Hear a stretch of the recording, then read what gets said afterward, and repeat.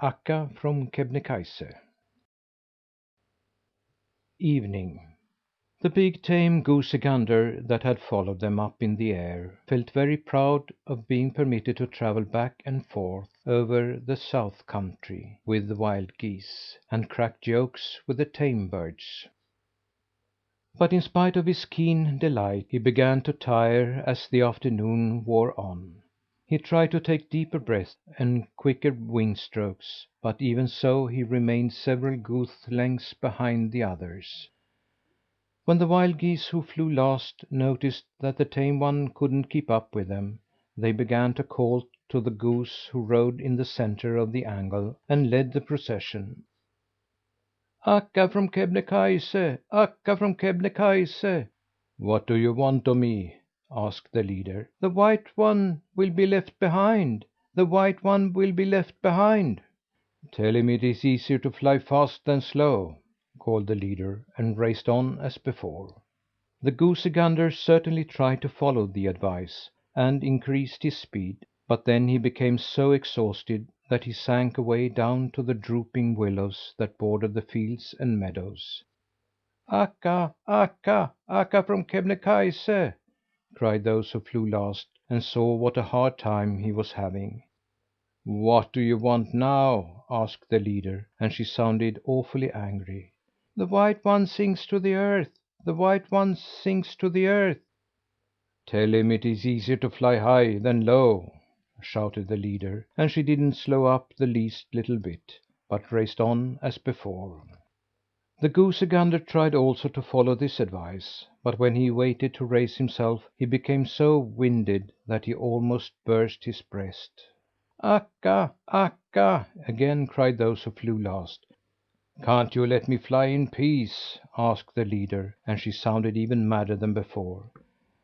"The white one is ready to collapse." "Tell him that he who has not the strength to fly with the flock can go back home!" cried the leader. She certainly had no idea of decreasing her speed, but raced on as before.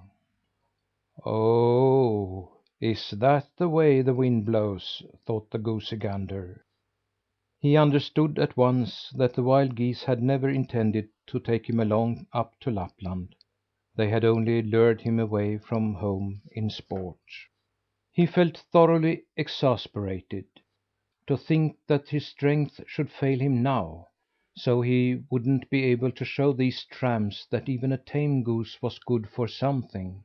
But the most provoking thing of all was that he had fallen in with Akka from Kebnekaise. Tame goose that he was, he had heard about a leader goose named Akka, who was more than 100 years old.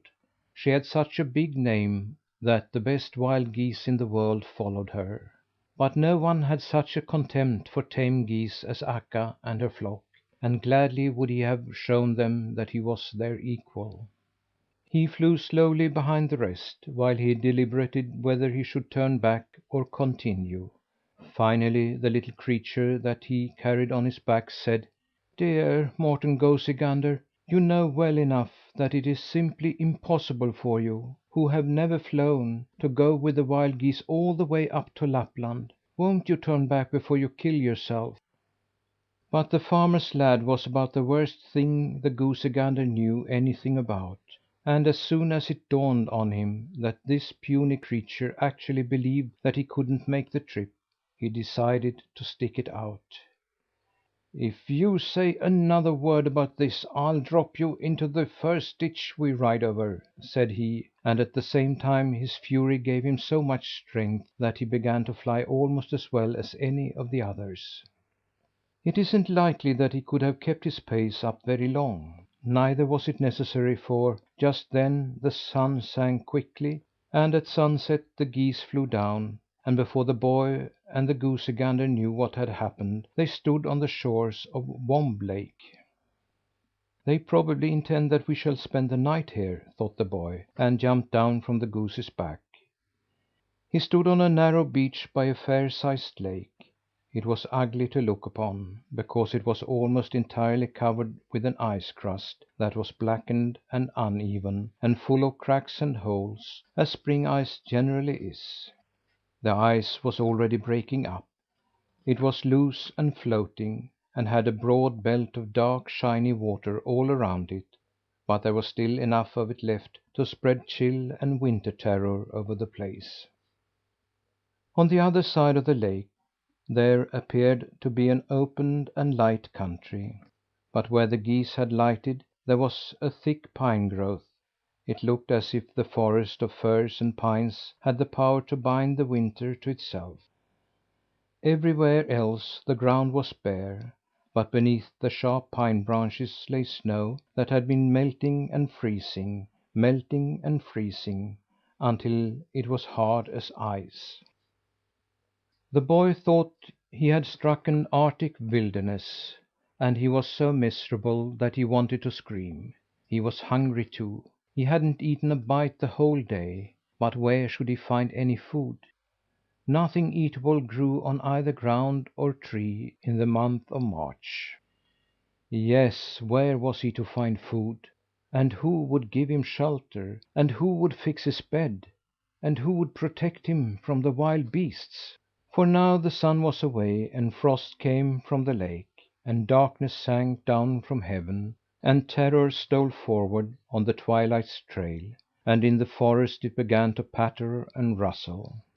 Now the good humour which the boy had felt when he was up in the air was gone, and in his misery he looked around for his travelling companions. He had no one but them to cling to now. Then he saw that the goosey gander was having even a worse time of it than he. He was lying prostrate on the spot where he had alighted, and it looked as if he were ready to die. His neck lay flat against the ground, his eyes were closed, and his breathing sounded like a feeble hissing.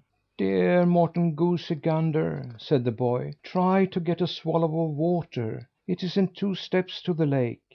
But the goosey gander didn't stir.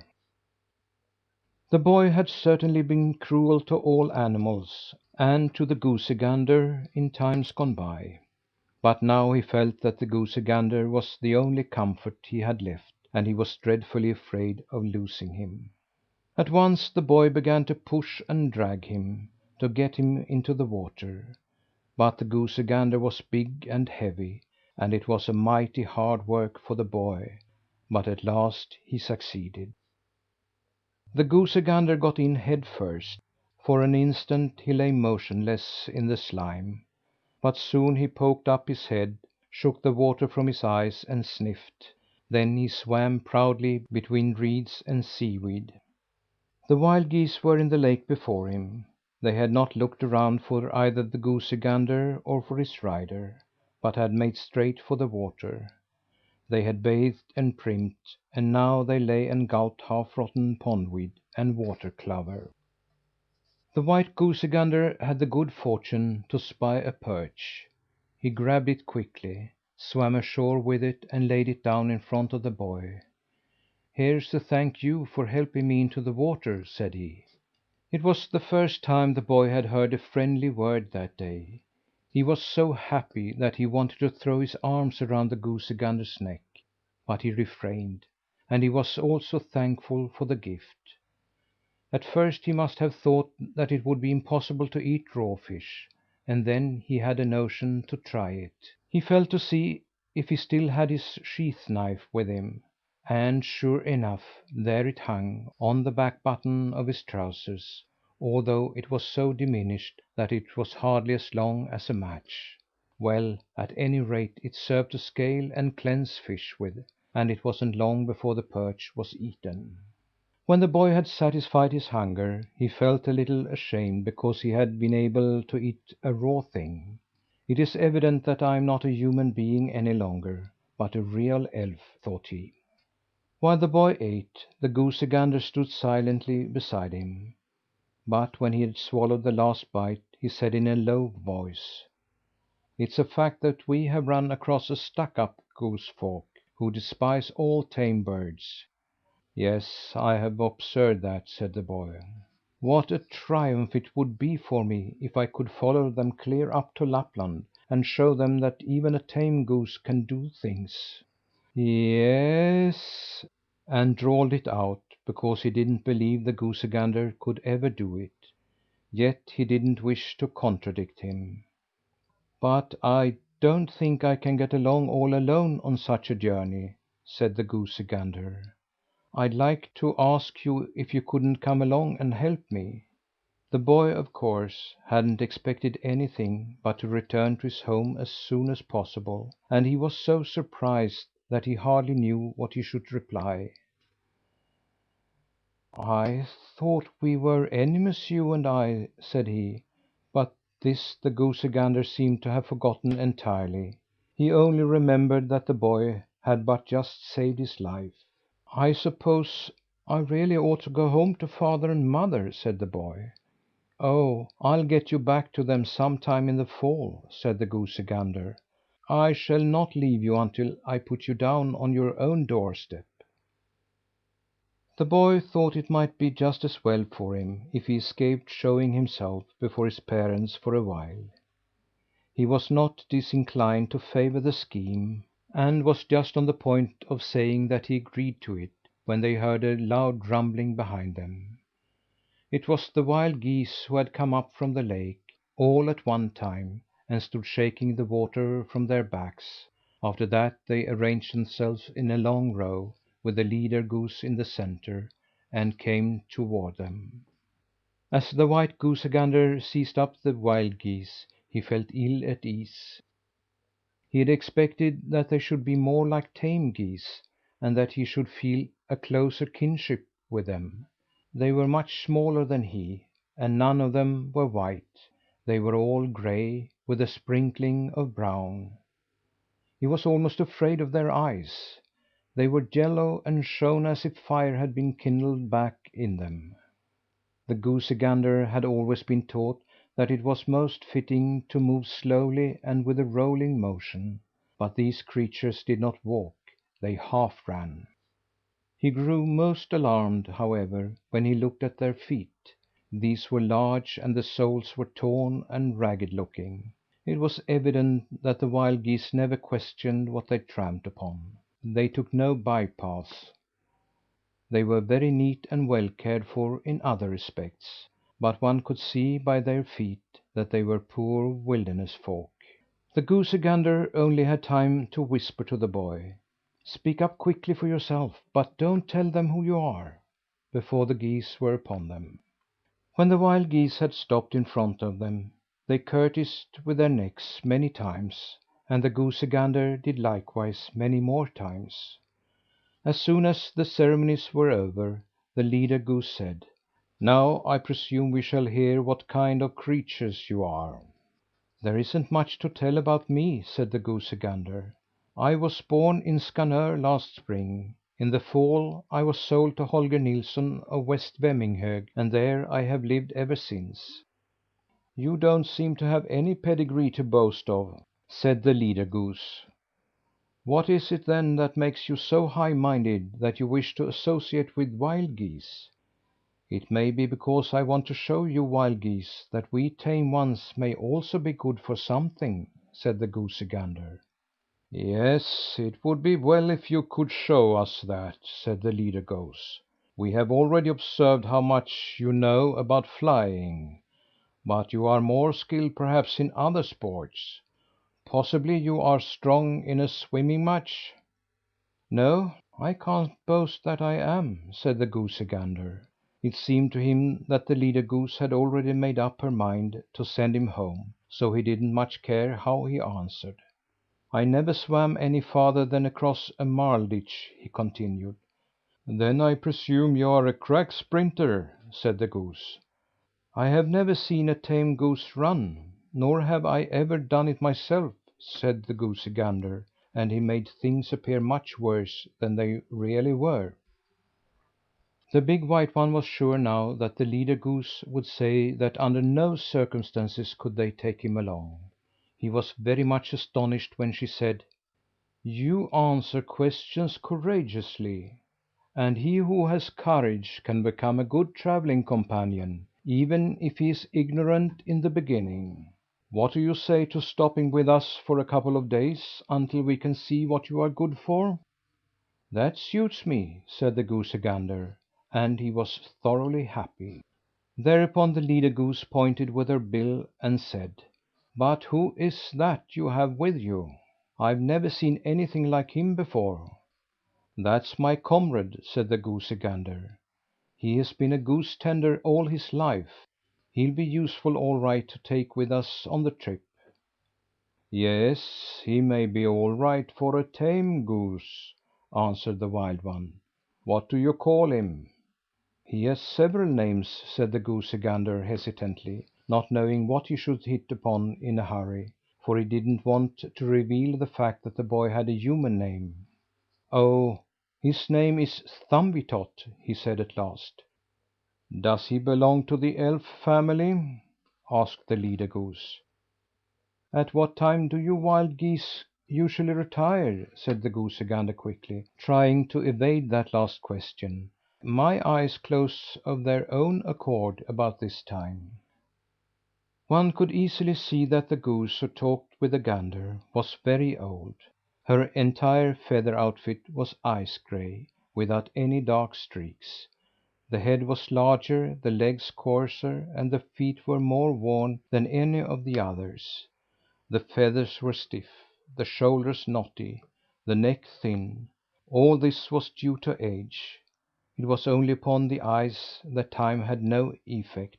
They shone brighter, as if they were younger, than any of the others. She turned very haughtily toward the goosey gander. "Understand, Mr. Tame Goose, that I am Akka from Kebnekaise, and that the goose who flies nearest me to the right is Iksi from Vassijaure, and the one to the left is Kaksi from Nuolja. Understand also that the second right hand goose is from Kolmi, from Sarjektjakko, and the second left is Snälja from Svappavaara, and behind them fly Viisi from Oviksfjällen and Kuusi from Shangeli. And know that these, as well as the six goslings who fly last, three to the right and three to the left, are all high mountain geese of the finest breed. You must not take us for landlubbers, who strike up a chance acquaintance with any and every one. And you must not think that we permit any one to share our quarters that will not tell us who his ancestors were." When Akka, the leader goose, talked in this way, the boy stepped briskly forward.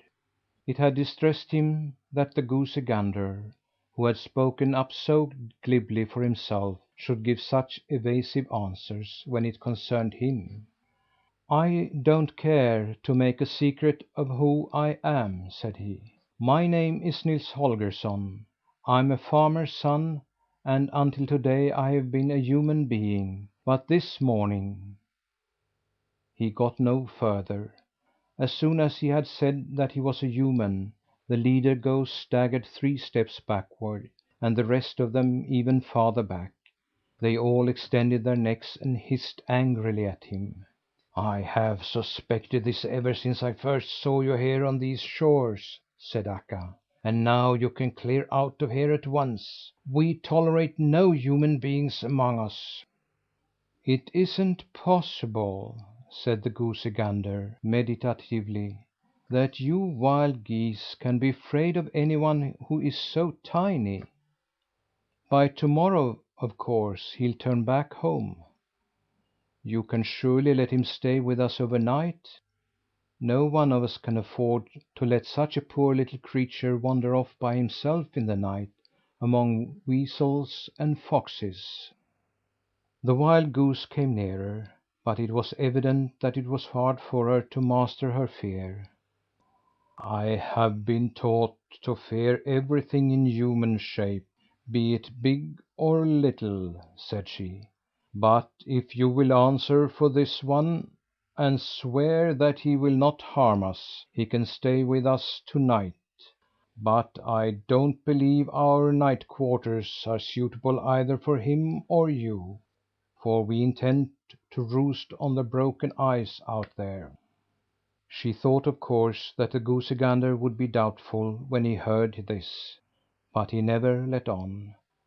"She is pretty wise who knows how to choose such a safe bed," said he. "You will be answerable for his return to his own to morrow." "Then I too will have to leave you," said the goosey gander. "I have sworn that I would not forsake him." "You are free to fly whither you will," said the leader goose. With this she raised her wings and flew out over the ice, and one after another the wild geese followed her. The boy was very sad to think that his trip to Lapland would not come off, and in the bargain he was afraid of the chilly night quarters. "It will be worse and worse," said he. "In the first place, we'll freeze to death on the ice." But the gander was in good humour. "There's no danger," said he. "Only make haste, I beg of you, and gather together as much grass and litter as you can well carry." When the boy had his arms full of dried grass, the goosey gander grabbed him by the shirt band, lifted him, and flew out on the ice, where the wild geese were already fast asleep, with their bills tucked under their wings. "Now spread out the grass on the ice, so there'll be something to stand on to keep me from freezing fast. You help me, and I'll help you," said the goosey gander. This the boy did, and when he had finished, the goosey gander picked him up once again by the shirt band, and tucked him under his wing. "I think you'll lie snug and warm there," said the goosey gander as he covered him with his wing. The boy was so embedded in down that he couldn't answer, and he was nice and comfy. Oh, but was he tired! And in less than 2 winks he was fast asleep. Night. It is a fact that ice is always treacherous, and not to be trusted. In the middle of the night the loosened ice cake of Vomb Lake moved about, until one corner of it touched the shore. Now it happened that Mr. Smirre Fox, who lived at this time in Övid Cloister Park, on the east side of the lake, caught a glimpse of the one corner, while he was out on his night chase. Smirre had seen the wild geese early in the evening, and hadn't dared to hope that he might get at one of them. But now he walked right out on the ice. When Smirre was near to the geese, his claws scraped the ice, and the geese awoke, flapped their wings, and prepared for flight. But Smirre was too quick for them. He darted forward as though he had been shot, grabbed a goose by the wing, and ran toward land again. But this night the wild geese were not alone on the ice, for they had a human being among them, little as he was. The boy had awakened when the goosey gander spread his wings. He had tumbled down on the ice, and was sitting there dazed. He hadn't grasped the whys and wherefores of all this confusion, until he caught sight of a little long legged dog who ran over the ice with a goose in his mouth. In a minute the boy was after the dog, to try and take the goose away from him. He must have heard the goosey gander call to him: "Have a care, Thumbietot! Have a care!" But the boy thought that such a little runt of a dog was nothing to be afraid of, and he rushed ahead. The wild goose that Smirre Fox tugged after him heard the clatter as the boy's wooden shoes beat against the ice, and she could hardly believe her ears.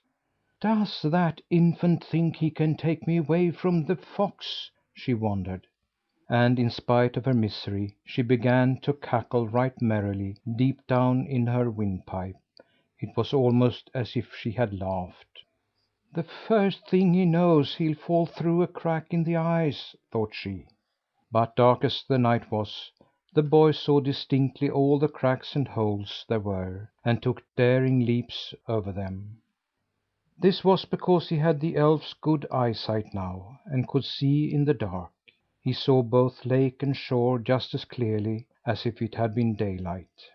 Smirre Fox left the ice where it touched the shore, and just as he was working his way up to the land edge, the boy shouted: "Drop that goose, you sneak!" Smirre didn't know who was calling to him, and wasted no time in looking around, but increased his pace. The fox made straight for the forest, and the boy followed him, with never a thought of the danger he was running. All he thought about was the contemptuous way in which he had been received by the wild geese, and he made up his mind to let them see that a human being was something higher than all else created. He shouted again and again to that dog, to make him drop his game.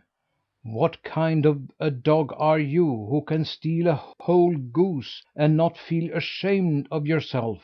Drop her at once, or you'll see what a beating you'll get. Drop her, I say, or I'll tell your master how you behave." When Smirre Fox saw that he had been mistaken for a scary dog, he was so amused that he came near dropping the goose. Smirre was a great plunderer who wasn't satisfied with only hunting rats and pigeons in the fields, but he also ventured into the farmyards to steal chickens and geese.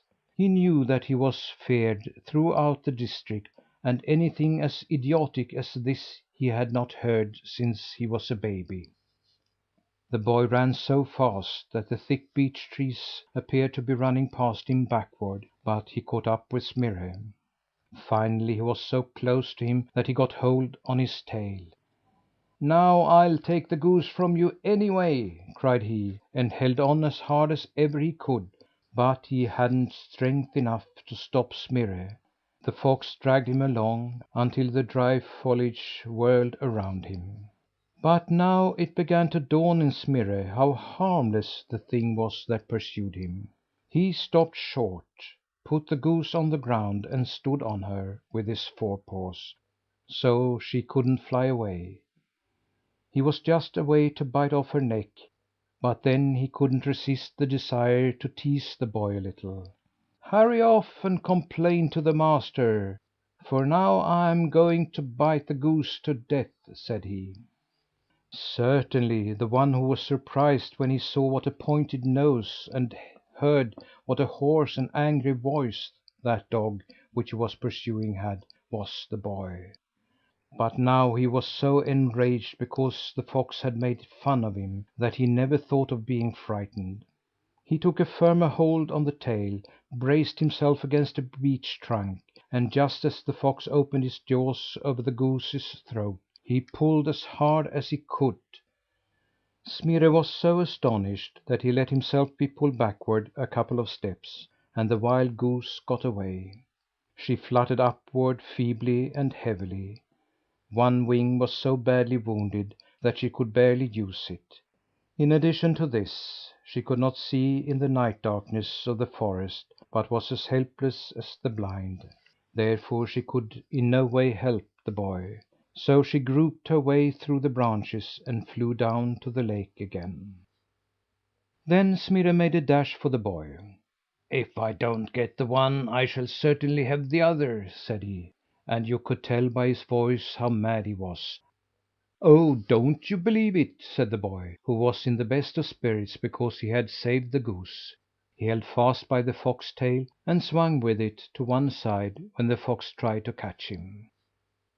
There was such a dance in that forest that the dry beech leaves fairly flew. Smirre swung round and round, but the tail swung too, while the boy kept a tight grip on it so the fox could not grab him. The boy was so gay after his success that in the beginning he laughed and made fun of the fox. But Smirre was persevering, as old hunters generally are, and the boy began to fear that he should be captured in the end.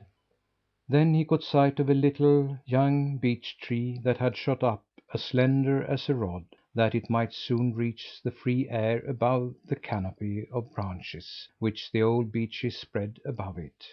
Quick as a flash he let go of the fox tail and climbed the beech tree. Smirre Fox was so excited that he continued to dance around after his tail. "Don't bother with the dance any longer," said the boy. But Smirre couldn't endure the humiliation of his failure to get the better of such a little tot, so he lay down under the tree that he might keep a close watch on him. The boy didn't have any too good a time of it where he sat, astride a frail branch. The young beech did not as yet reach the high branch canopy, so the boy couldn't get over to another tree, and he didn't dare to come down again. He was so cold and numb that he almost lost his hold around the branch, and he was dreadfully sleepy, but he didn't dare fall asleep for fear of tumbling down. My, but it was dismal to sit in that way the whole night through, out in the forest. He never before understood the real meaning of night. It was just as if the whole world had become petrified, and never could come to life again.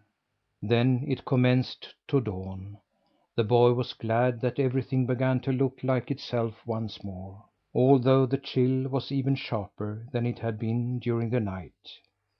Finally, when the sun got up, it wasn't yellow, but red. The boy thought it looked as though it were angry, and he wondered what it was angry about. Perhaps it was because the night had made it so cold and gloomy on earth, while the sun was away. The sunbeams came down in great clusters to see what the night had been up to. It could be seen how everything blushed, as if they all had guilty consciences. The clouds in the skies, the satiny beech limbs, the little intertwined branches of the forest canopy, the hoar frost that covered the foliage on the ground, everything grew flushed and red. More and more sunbeams came bursting through space, and soon the night terrors were driven away, and such a marvellous lot of living things came forward. The black woodpecker with the red neck began to hammer with its bill on the branch. The squirrel glided from his nest with a nut and sat down on a branch and began to shell it. The starling came flying with a worm, and the bullfinch sang in the tree top. Then the boy understood that the sun had said to all these tiny creatures: "Wake up now, and come out of your nests. I'm here. Now you need be afraid of nothing." The wild goose call was heard from the lake as they were preparing for flight, and soon all 14 geese came flying through the forest. The boy tried to call to them, but they flew so high that his voice couldn't reach them. They probably believed the fox had eaten him up, and they didn't trouble themselves to look for him. The boy came near crying with regret, but the sun stood up there, orange coloured and happy, and put courage into the whole world. "It isn't worth while, Nils Holgersson, for you to be troubled about anything as long as I'm here," said the sun. Goose Play, Monday, March 21st. Everything remained unchanged in the forest about as long as it takes a goose to eat her breakfast. But just as the morning was verging on forenoon, a goose came flying all by herself under the thick tree canopy. She groped her way hesitatingly between the stems and branches, and flew very slowly. As soon as Smirre Fox saw her, he left his place under the beech tree and sneaked up toward her. The wild goose didn't avoid the fox, but flew very close to him. Smirre made a high jump for her, but he missed her, and the goose went on her way down to the lake. It was not long before another goose came flying. She took the same route as the first one, and flew still lower and slower. She, too, flew close to Smirre Fox, and he made such a high spring for her that his ears brushed her feet. But she, too, got away from him unhurt, and went her way toward the lake, silent as a shadow. A little while passed, and then there came another wild goose. She flew still slower and lower, and it seemed even more difficult for her to find her way between the beech branches. Smirre made a powerful spring. He was within a hair's breadth of catching her, but that goose also managed to save herself. Just after she had disappeared came a fourth. She flew so slowly and so badly that Smirre Fox thought he could catch her without much effort. But he was afraid of failure now, and concluded to let her fly past, unmolested. She took the same direction as the other had taken, and just as she was come right above Smirre, she sank down so far that he was tempted to jump for her. He jumped so high that he touched her with his tail, but she flung herself quickly to one side and saved her life. Before Smirre got through panting, 3 more geese came flying in a row. They flew just like the rest, and Smirre made high springs for them all, but he did not succeed in catching any one of them. After that came 5 geese, but these flew better than the others, and although it seemed as if they wanted to lure Smirre to jump, he withstood the temptation. After quite a long time came one single goose. It was the 13th. This one was so old that she was gray all over, without a dark speck anywhere on her body. She didn't appear to use one wing very well, but flew so wretchedly and crookedly that she almost touched the ground. Smirre not only made a high leap for her, but he pursued her, running and jumping all the way down to the lake. But not even this time did he get anything for his trouble. When the 14th goose came along, it looked very pretty because it was white, and as its great wings swayed, it glistened like a light in the dark forest. When Smirre Fox saw this one, he mustered all his resources and jumped half way up to the tree canopy, but the white one flew by unhurt like the rest.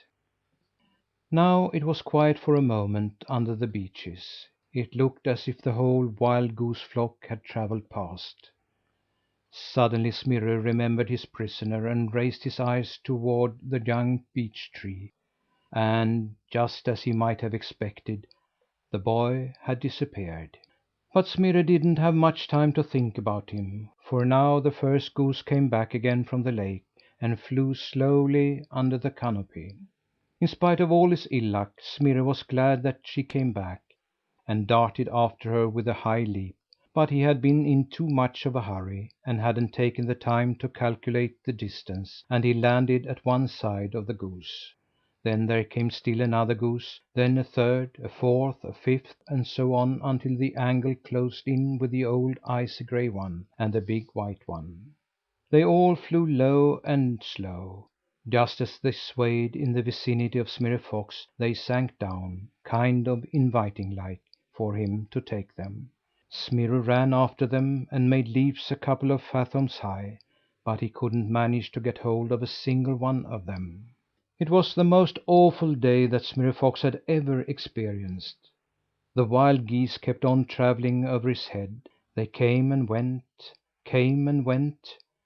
Great, splendid geese who had eaten themselves fat on the German heaths and grain fields, swayed all day through the woods, and so close to him that he touched them many times. Yet he was not permitted to appease his hunger with a single one of them.